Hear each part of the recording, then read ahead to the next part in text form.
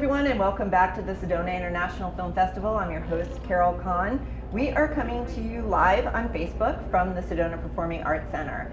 And with me now is filmmaker Andy with the film Typhoon. That's right. Oh my gosh, and you're from New Mexico. New Mexico, Albuquerque, that's right. Yep, and so give a shout out to New Mexico, Albuquerque. And this is your first time in Sedona? That's right, first time. It's very beautiful out here. Yep. Nice festival to be at, yeah. So I understand you've been interested in filmmaking since you were 12 years old. That's right, yeah.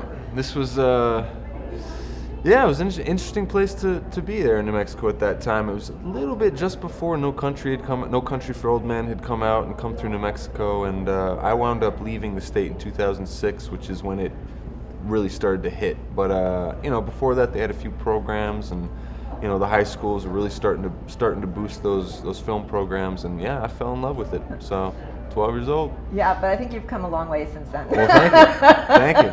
Yes. 12 maybe, but I don't know. After watching the trailer of this film, I was blown away. Awesome. Blown away. Thank you. Want to congratulate you. It's just an amazing film.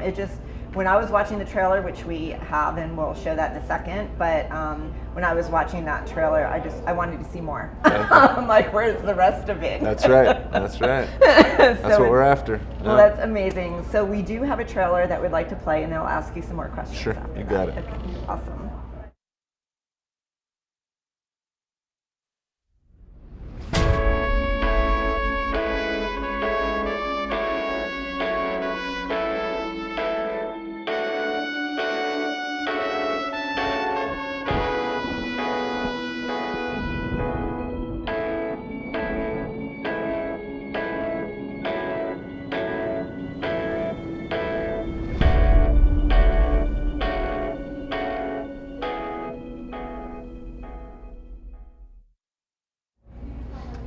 Now, what's interesting about the trailer is that it shows the characters that you have. So this is a relationship between a convict and a little boy. So tell us a little bit about that. Yeah, it was, originally that idea had come around. These two characters were fascinating to us, and just really filling out the life story on either side, and then putting them together in a very crucial moment in both their lives was something we thought was a perfect fit for this type of short film. You only have so much time to do something, and to make the stakes, the life stakes, what they want, equally important to both of them, and they both need something, they both want something, and thought it was a perfect setup for a film of this length, and had the things in place to hopefully make it a powerful ending too. So. Yeah, I think what captured my attention through this was the story that the convict had of why he was a convict. Mm-hmm. And that kind of blew my mind, because then on the other side of that, you have a small boy who, he's talking to and almost trying to help through a scenario. That's right. Yeah, it's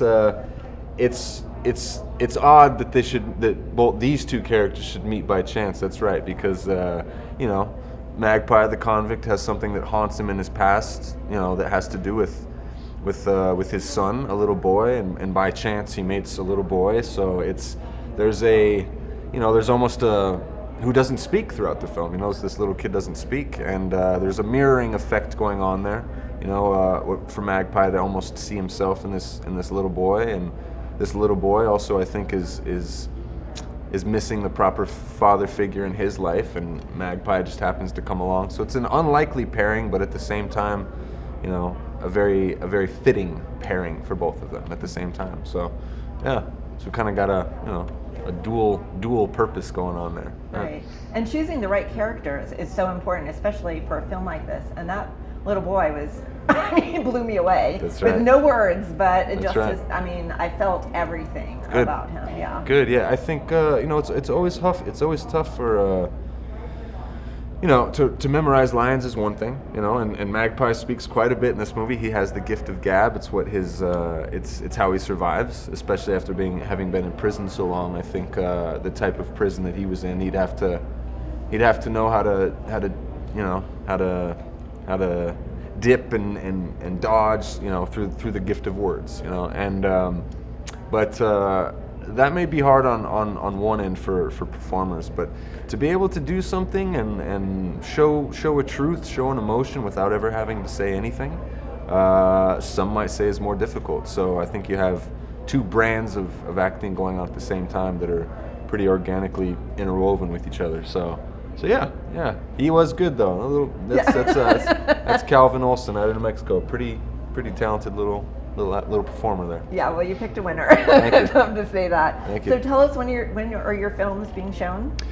Okay, well, we have tonight at 7 p.m. This is Shorts Block 1. We also had a screening on Saturday, which was pretty awesome.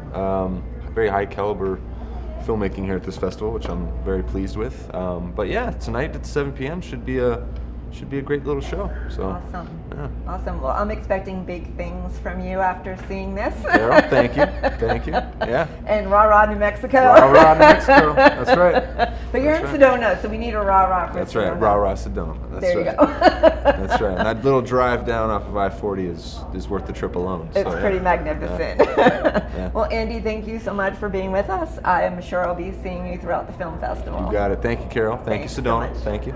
You're welcome. And we will be back with more from the Sedona International Film Festival after this.